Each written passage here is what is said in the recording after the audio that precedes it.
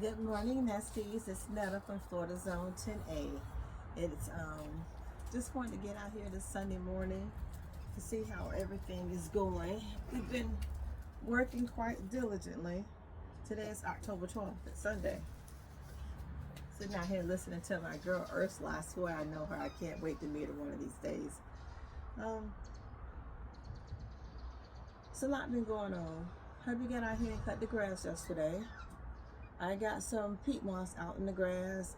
I bought most of all my chaotic gardening seedlings out to the yard. I have planted so many tomatoes all over the garden. I've rechecked my peppers again. I've fertilized and sprayed with some neem oil mixed with some Captain Jack's and some BT, and trying to cut back the that white fly population down. Cut it out. Trying to cut back that white fly population that has been infesting my peppers. And it's been hard because I've been working all week and I've been working far out, and typically I have time to get home and get in the garden, but a couple of those days I was like, I couldn't do it because I had other chores I had to do around the nest. Inside the nest, I had to do chores. So with all of that, just that the peppers are looking a little bit more better. I finally went and got that little bitty watermelon that's just been sitting over there. I'm gonna cut him open and eat him for a snack hopefully today.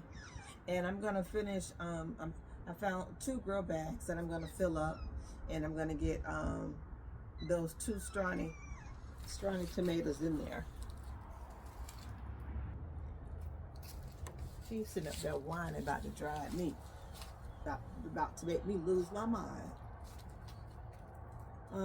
What I was saying, I'm gonna get 2 grow bags filled up, and because I'm thinking I have no more space. And what I really wanted to do this morning, because how the earth is shifting and we are now officially in fall, I'm trying to see where the sun is coming in. Because I know I've learned from like fall, December to February or so, one half of the garden over here gets absolutely no sun. None. So I'm trying to see how it's coming in, how I need to cut back this tree right here. I've already cut out a hunk of branch of the mango tree because during the hot season, it's fabulous because it's giving a garden a lot of shade. But in the wintertime, when our temperatures are dropping, when it's cool here for us, I need the sun to come in and give my and give the nest a whole lot of sun. So I'm just kind of watching it, and it probably usually about 8 o'clock the sun is more further over here on this side of my neighbor's house, but now it's right here, so I can see 9, 10, 11, and then once it's right here, none of this area right here will get any sun until 3, 4, and 5, and then it will get sun. So it's getting about 8, 9, about 2.5 hours of sun over here when we have sun. Yesterday we got no sun. It was completely sunny, overcast. And then that move. Anyhow, and then it'll get the sun. So I just want to make sure that everybody's getting a sufficient amount of sun. So I'm trying to see. And then it'll also be an issue back over here, which I think they'll be okay if they don't get much sun. As soon as I figure out if that's broccoli or cauliflower. Next is, let me tell y'all something. I'm not very good at storing my food. I put it in the freezer. I use freezer bags. And granted, I just took some greens out of my freezer and they're cooking now. I don't like the way that they taste. They were tasting no good before, but I don't know. Do you leave them in there? Because I would say it's been a few months that they've been in the freezer and they should be okay. I don't know if they're freezer burnt or got a strange taste to them. I'm not sure. They're not tasting like they taste last year. Maybe they were the end of the season greens, and I'm learning not to pick my stuff at the end of the season, because the warmer it gets again, the more bitter our greens are. Because we're in the south and it doesn't get too cold, so we have bitter greens. That's why we put sugar in them. Y'all up north, y'all don't have to put sugar in your greens. I think we talked about this already, because y'all get that sun-kissed frost, which makes some greens a little bit more sweet. Like here in the south, when we get a frost, people know they'll get frost with those strawberries and make those strawberries really, really sweet. We're not always gifted with that right here in this 10A. I'm going to say it's Central Florida, but it's Southern Central Florida, and I'm on the West Coast. So I don't get a lot of freezes. It'll get cold, but that's it. Anyhow, that's what I was just going to talk about. My greens, they're not cooking now. I'm going to cook them. And I usually don't have to cook my fresh greens long. I put them in there and they be done. They cooking still. Like that one batch I had, that one time I told you about, I threw them in the garbage. So I'm going to be very meticulous when I pick my greens this year. I'm not going to let them get awful big. Because I fear when I let them get that big that they start tasting funny. And also, I'm not doing any more garden greens. In the beginning, when you're so excited, when you're first getting all your greens, when they're growing and you're just picking little ones from here and there, they're fine because they're nice and tender. But once they get older and more established, and you have broccoli greens, cauliflower greens, kohlrabi greens, regular collard greens, another version of collard greens, mustard greens, and they're getting bigger. All those greens together, they're not good. And I think I'm going to revisit purple top turnips again. I wasn't a fan of them last year, but I keep hearing a lot of people talk about them. Some people like the turnip top, and some people like the actual turnip. I'm going to try them again. We'll see. But right now, what I'm getting ready to do, I'm going to get these grow bags filled up. I'm going to get these tomatoes out in the garden. And yes, I said tomatoes because like I told y'all, y'all gardens, not y'all, some of these folks' gardens are getting ready to sleep. Our gardens are waking up. And my peppers are looking pretty spruce as long as I keep them cleaned off. My eggplant look a mess though, but I have one that's over here that's growing. I hope it's a bigger one. Now I like the long ones. They're good and oh my gosh, and creamy. But the Black Beauty ones, those are the ones that I like to fry and make, fry them and put the panko chips on them and put the marinara sauce and the cheese on them. Now I like those that way. So I will see. So once again, friends, nesties, folks, cousins, all of y'all, welcome to Netta's Nest. And sit back and enjoy the ride. Oh, one more thing I want to remind people of also.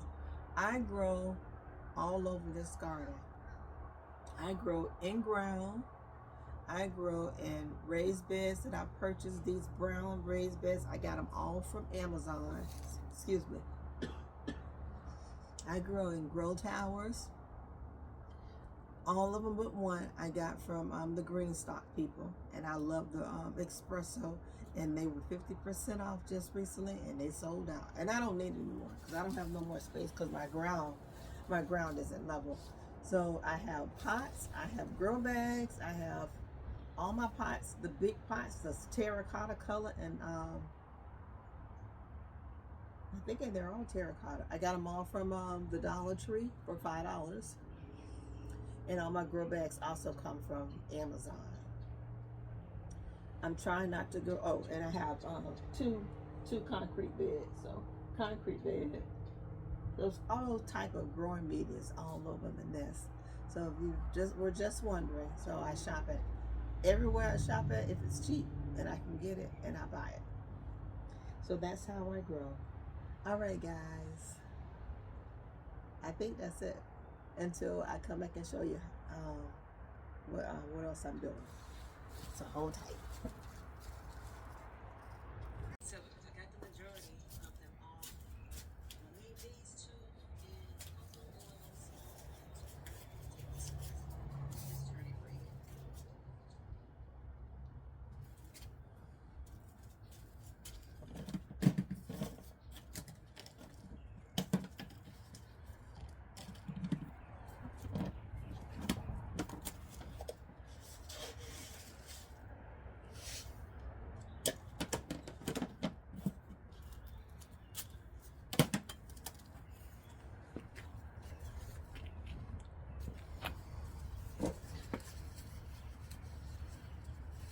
I've never used this before.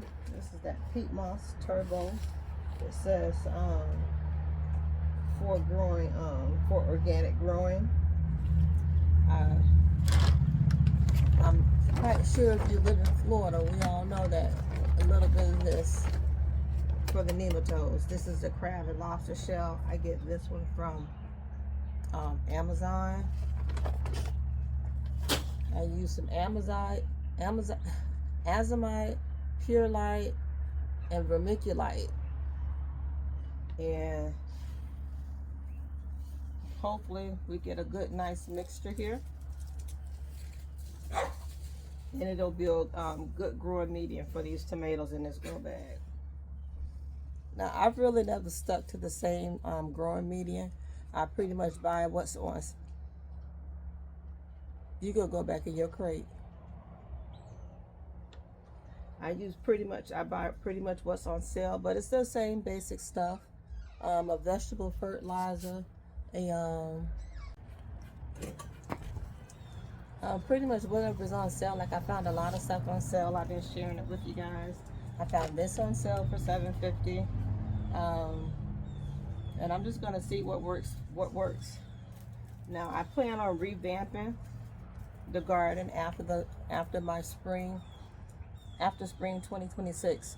When I pull everything out, I'm pulling everything out, and I'm gonna level out that whole area right there and make that one big old bed. That's the plan. And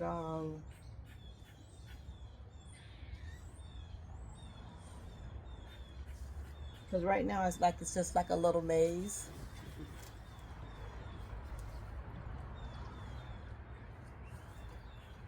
But the area, so just so that I can map out stuff a little bit better. That's all. But anyhow, I did go and get that more bloom that Ursula was talking about.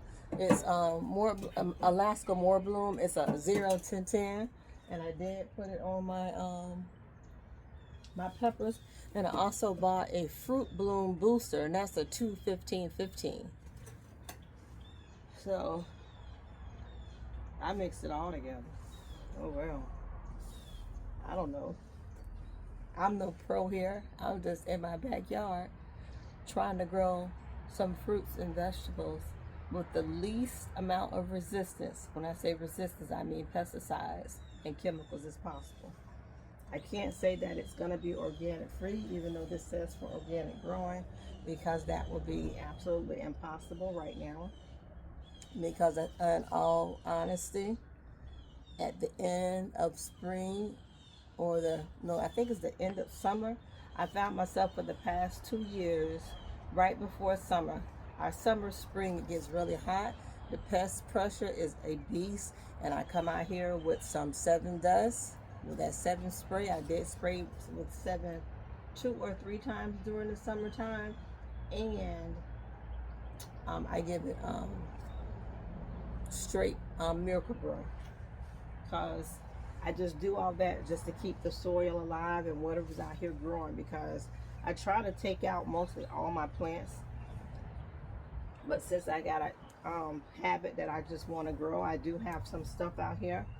So it'd be a fight for your life, because the pest pressure be off the chain here in the summertime.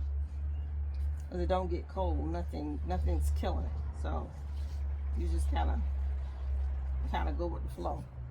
But I have found that to be helpful. You'll probably hear me saying I had to give my plants some cocaine. When I'm saying I'm giving my plants cocaine, I'm talking about Miracle Grow. But otherwise, I used my compost juice. I used 511, all those pellets and fertilizers that just kind of spread out over time. But I have come in a lot of luck, blessings, that from working up in North County, they're like 1, 2, 3, 4, 5. There are probably 6 containers of 511 up in there, because I found it for some for $12, and I found some for $14, and I bought them all. All that Captain Jack's, I found it on sale. I bought that. Dr. Earth, I found it on sale. Neem oil. I found a big one on sale. I found all kind of stuff on sale, and I've been just racking up just to see what happens. Now, the plan this year was to strategic garden, and that didn't go through. But the more stuff that I accumulate, I'm definitely going to start strategic gardening, and definitely when I get this area to exactly where I want it to be, definitely. So it has been trial and error for the past so 22 or 23 I started gardening. It's been trial and error, but I tell you, it has been an experience, and I have loved it. I've been sad, and I think the best thing that I've loved is that I'm starting to understand my soil without even, I've never tested before, because I'm not worried about all the minerals and stuff that are in it, because we're always adding stuff to our soil. My biggest problem is the nematodes. So I'm learning that I gotta have my crab meal. I'm learning my garden areas, the gardening zones where I can plant and where it's not healthy to plant. I'm learning that when I do put my plants out, like last year, I had a phenomenal season with my tomatoes because I cut the bottoms out of my tomatoes and planted them in the cups at all so that they would have a good 6 inches to survive the nematodes. Because I've been told, I've listened to people. Nematodes live about a foot deep in the dirt, and that's it. And tomatoes will grow some nice roots. So what I did, I had cut the bottom out, and I would plant the whole thing in there. That's probably why I didn't know what half of my tomatoes were. But this year, they're in they're pretty well established, and they're in looks like grow bags, or I have a couple in my grow towers. They're in some type of raised bed that has not yet been affected by the nematode.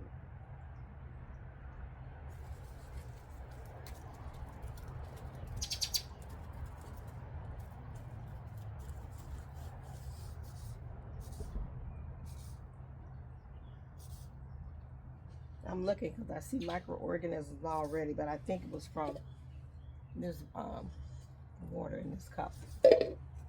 So, all right, that's just enough about me and just telling you about all the mess that I have, what I've been doing, and we're just going to keep on growing. All right, Nesties, thank you for coming into my home, and thank you for inviting me into your home. And I'll see you next time.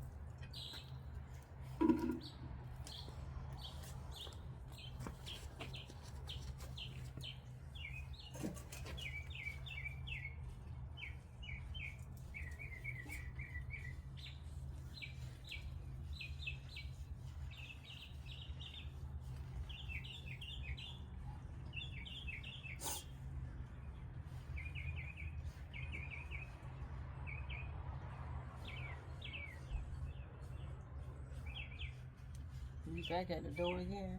I definitely don't want to hear that doggone whining.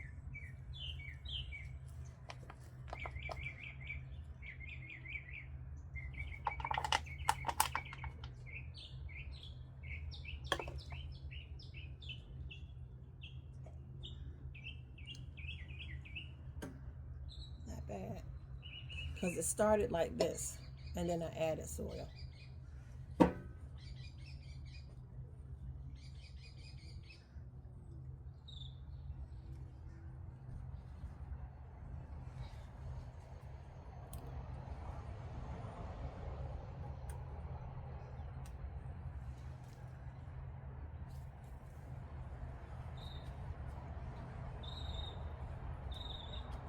And you know, the more you heal your tomatoes up, the stronger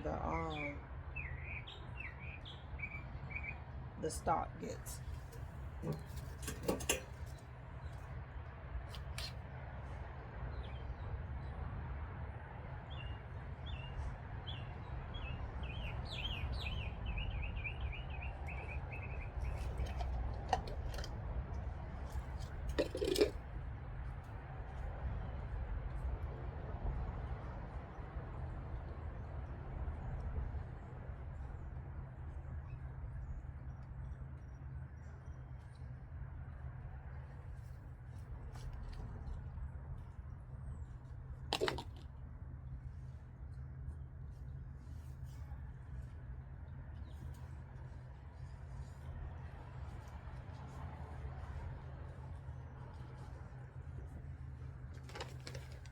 Perfect.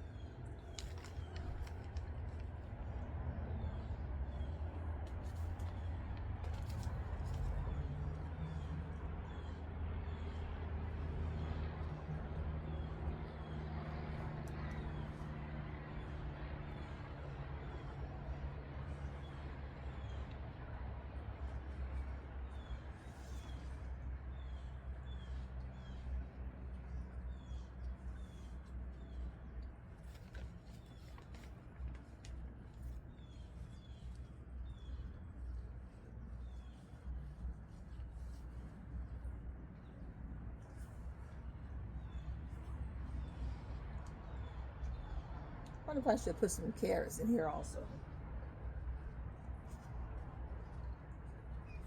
If I do, I'm definitely gonna have to put it on the porch